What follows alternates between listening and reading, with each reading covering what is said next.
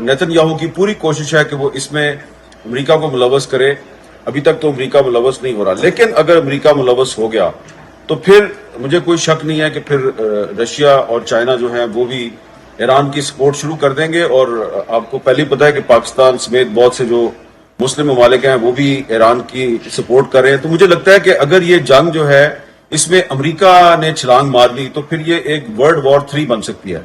इसलिए कोशिश करनी चाहिए, तमाम जो स्टेक होल्डर्स हैं उनको कोशिश करनी चाहिए कि इजराइल को रोके। इजराइल रुकेगा तो ये बताएं कि ईरान इसराइल जंग आपको कितनी तूल पकड़ती दिखाई दे रही है, क्योंकि अब सदर डोनाल्ड ट्रंप भी मैदान में आ गए हैं और वो उनका सोशल मीडिया पे जो बयान आया है वो कह रहे हैं कि दोनों ममालिक के दरमियान बातचीत होनी चाहिए। तो आपको लग रहा है कि ये पाक इंडिया तर्ज की डील जहां करवा पाएंगे या ये जंग मजीद फैलेगी? जी शुक्रिया समर साहब।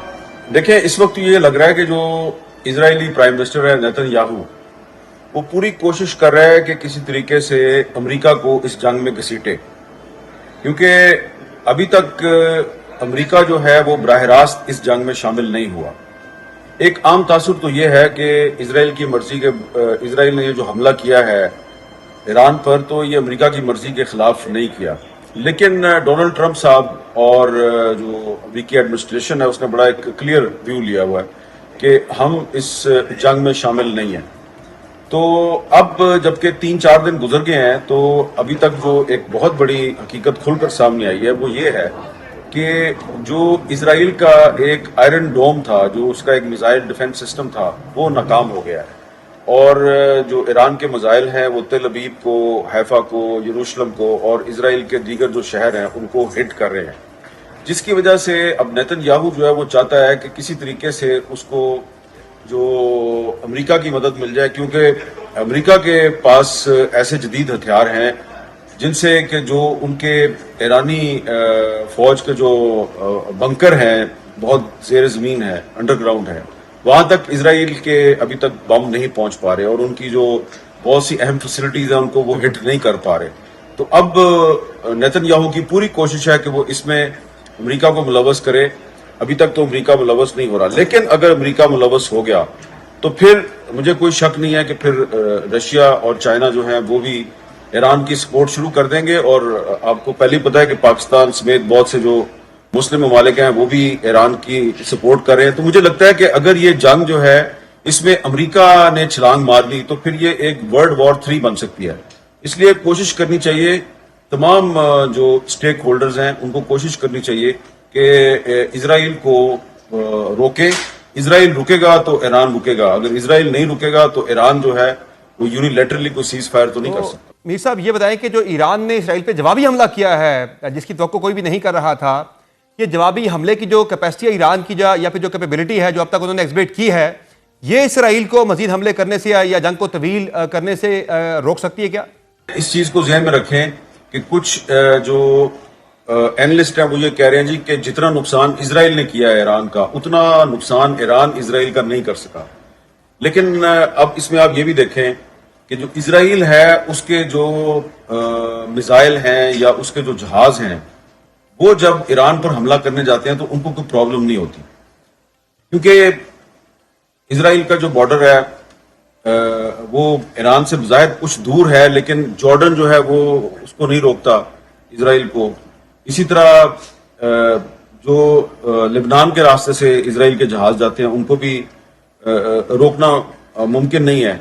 लेकिन जब ईरान से एक मिसाइल जो है वो फायर होता है तो उसको रास्ते में बहुत से रुकावटें जो हैं वो अबूर करनी पड़ती हैं। पहले जो एक अमेरिका का मिसाइल डिफेंस सिस्टम है जो इराक में लगा हुआ है, पहले वो उसको रोकता है, फिर उसके बाद जॉर्डन जो है वहां पर भी एक सिस्टम लगा हुआ है, फिर इजराइल के भी 2-3 सिस्टम है। तो ईरान के अगर 10 मिसाइल फायर होते हैं तो उसमें से 3-4 जो हैं वो पहुंचते हैं, बाकी जो है उनको इंटरसेप्ट कर लिया जाता है। तो इस लिहाज से अगर आप देखें तो ईरान ने अभी तक जो पिछले 3-4 दिन में इजराइल को टफ टाइम दिया है, वो ऐसा लगता है कि वो सिर्फ इजराइल से उसकी लड़ाई नहीं है, उसकी को 5-6 बड़ी फोर्सेस के साथ लड़ाई है। बज़ाहिर अमेरिका इसमें शामिल नहीं है, बज़ाहिर बरतानिया भी इसमें शामिल नहीं है, लेकिन इजराइल जो है वो अमेरिका और बरतानिया का जो ये बताएं कि जो मुसलमान ममालिक हैं उनके बड़ी तेजी के साथ राब्ते आपस में भी और दीगर ममालिक के साथ भी जारी हैं। جو غزہ کی صورتحال تھی وہاں تو یہ مسلم بلاک اکٹھا نہیں ہو سکا تھا، کیا ایران کے معاملے پر یہ مسلم بلاک اکٹھا ہو سکتا ہے اور کیا یہ دباؤ ڈال کر اسرائیل کو مزید حملوں سے یا جنگ سے جو ہے وہ باز رکھ سکتا ہے یا روک سکتا ہے اس جنگ کو؟ دیکھیں، ہر کرائسس میں ایک اپرچونٹی ہوتی ہے. تو یہ جو ایران اور اسرائیل کی جو جنگ ہے اور ایک کرائسس کریٹ ہو گیا مڈل ایسٹ میں، اس میں آپ دیکھیں کہ آپ کو ایک اپرچونٹی نظر آ رہی ہے آفٹر ویری لانگ ٹائم. آپ دیکھیں کہ سعودی عربیہ جو ہے وہ ایران کے ساتھ کھڑا ہو گیا. پاکستان تو پہلے سے ہی کھڑا تھا. اس کے علاوہ بہت سے عرب کنٹریز جو ماضی میں جن کی ریزرویشنز ہیں ایران کے نیوکلیر پروگرام پہ، وہ بھی آپ کو ایران کے ساتھ کھڑے ہوئے نظر آ رہے ہیں. اس کی کیا وجہ ہے؟ اس کی دو بنیادی وجوہات ہیں. ایک پہلی وجہ یہ ہے کہ جو مئی 2025 میں انڈیا اور پاکستان کی لڑائی ہوئی، اس میں آپ نے دیکھا کہ جب پاکستان کی ایئر فورس نے انڈیا کے جہاز گرائے تو بہت سے ممالک جو پہلے پاکستان کو انڈر ایسٹیمیٹ کرتے تھے، انہوں نے یہ اعتراف کرنا شروع کیا جی کہ پاکستان جو ہے وہ واقعی انڈیا کا مقابلہ کرنے کی صلاحیت رکھتا ہے. تو یہی آپ دیکھیں ایران کے ساتھ بھی یہی ہوا ہے. ایران کے بارے میں ایک عام تاثر یہ تھا کہ دیکھیں جی پچھلے سال اسماعیل ہانیہ کو بڑی آسانی سے اسرائیل نے ایران کے اندر ٹارگٹ کر لیا. حسن نصر اللہ صاحب جو ہیں وہ ایک انڈر گراؤنڈ ہائیڈ آؤٹ میں بیٹھے ہوئے تھے، ان کو لبنان میں اسرائیل نے وہاں پہ مار دیا. اور پھر 13 جون کو جو اسرائیل نے حملے کیے اس میں پوری جو ٹاپ لیڈرشپ تھی ملٹری لیڈرشپ ایران کی، اس کو انہوں نے ایلیمینیٹ کر دیا. تو اس کی وجہ سے ایک تاثر قائم ہو گیا تھا کہ جی ایران شاید اس پوزیشن میں نہیں ہے کہ وہ اسرائیل کا مقابلہ کر سکے. لیکن جب پوری دنیا نے دیکھا کہ ایرانی میزائل جو ہیں وہ تل ابیب میں جا کے انہوں نے ہٹ کیا ہے، ان کا جو اسرائیلی فوج کا جو ہیڈ کوارٹر ہے وہاں پر ہٹ کیا ہے، حیفا میں ان کی آئل ریفائنری کو اڑا دیا ہے، یروشلم میں بھی ہٹ کیا ہے ان کے فوجی ٹھکانوں پر. تو اس کے بعد جو مسلم کنٹریز ہیں ان کو آفٹر ویری لانگ ٹائم ان کو یہ لگا ہے کہ جی ہم اسرائیل کا مقابلہ کر سکتے ہیں. تو آپ دیکھیں کہ بہت سے ایسے مسلم کنٹریز جنہوں نے پہلے کبھی ایران کے حق میں بیان نہیں دیا، وہ بھی اب بیان دے رہے ہیں کہ جی ہم ایران کے ساتھ کھڑے ہیں. تو او آئی سی جس کا ایک مذاق بن گیا تھا، او آئی سی کہتے تھے لوگ، تو اب یہ او آئی سی کے لیے بھی ایک موقع، ایک اپرچونٹی ہے کہ او آئی سی جو ہے وہ کم از کم اگر کوئی ایک مشترکہ فوج نہیں بنا سکتی تو کم از کم ایک پولیٹیکل پریشر گروپ کے طور پہ اس کو سامنے آنا چاہیے. اور جس طرح کہ پاکستان یونائٹڈ نیشنز کی سیکورٹی کونسل کا ممبر ہے، پاکستان نے ایک ریزولوشن جو ہے وہ انیشیٹ کیا ہے، تو کوشش ہونی چاہیے کہ تمام مسلم کنٹریز جو ہیں وہ اس میں لابنگ کریں اور کوشش کریں کہ اسرائیل کا راستہ روکیں. کیونکہ میں یہ سمجھتا ہوں کہ اگر اس مرتبہ خدا نخواستہ اسرائیل نے ایران کو زیر کر لیا تو مجھے کوئی شک نہیں ہے کہ اسرائیل کا اگلا نشانہ پاکستان ہوگا، اور پاکستان کو نشانہ بنانے کے لیے اسرائیل جو ہے اس کو بھارت کی مکمل حمایت حاصل. سمیر صاحب، یہ جو آلریڈی اب دیکھ رہے ہیں کہ ایک ڈسٹنٹ تھریٹ تو پاکستان کے لیے ہے اسرائیل کی جانب سے. ہم نے ریسنٹلی بھی دیکھا کہ جو پاک بھارت جنگ ہوئی اس میں بھی اسرائیل مکمل طور پر بھارت کو سپورٹ کر رہا تھا. اور شہباز شریف صاحب نے تو ہمیں ریسنٹلی جو ہمارا انٹریکشن ہوا تھا انہوں نے بتایا بھی کہ جب یہ اٹیک بھارت نے کیا پاکستان پر تو اسرائیلی ایکسپرٹس جو ہیں وہ بھارت کے اندر موجود تھے. تو اس گٹھ چوڑ کی جانب سے پاکستان کے لیے آنے والے دنوں میں کتنا بڑا خطرہ پیدا ہو سکتا ہے؟ آلریڈی پاکستان کے لیے تھریٹ ہے، کیونکہ جو مئی 2025 میں انڈیا اور پاکستان کی لڑائی ہوئی اس میں جو انڈیا کی طرف سے جتنے بھی ڈرونز آئے پاکستان کو ہٹ کرنے کے لیے وہ سارے کے سارے میڈ ان اسرائیل تھے. اور اسرائیل دنیا کا واحد ملک تھا جو کھل کے انڈیا کے ساتھ کھڑا تھا.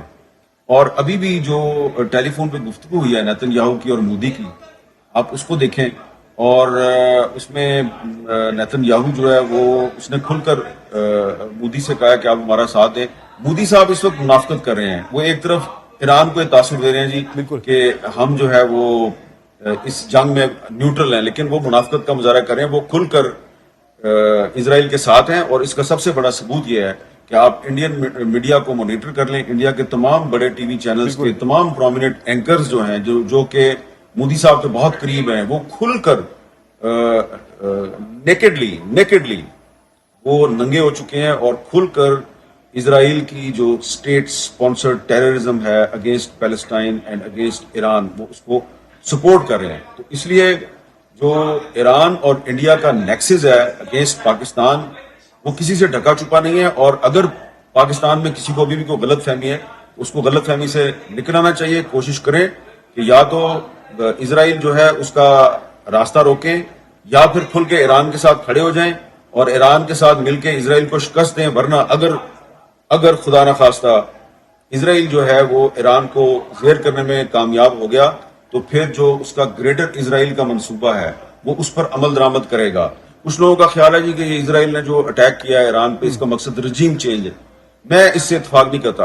اسرائیل کا مقصد رجیم چینج قطعا نہیں ہے. اسرائیل کا مقصد یہ ہے کہ گریٹر اسرائیل کا جو منصوبہ ہے جس کا نیتن یاہو بہت پرانا سپورٹر ہے جی ہاں. وہ اس پر عمل درآمد کرنا چاہتے ہیں. اور گریٹر اسرائیل کا جو منصوبہ ہے وہ کیا ہے؟ اس میں پورے کا پورا فلسطین شامل ہے, اس میں سیریا شامل ہے, اس میں عراق شامل ہے, اس میں جارڈن شامل ہے اور اس میں مصر کے کچھ علاقے بھی شامل ہیں. تو یہ تمام جو علاقے ہیں ان کو اسرائیل کا حصہ بنا کے وہ سعودی عرب اور ترکی کے بارڈر تک پہنچنا چاہ رہا ہے.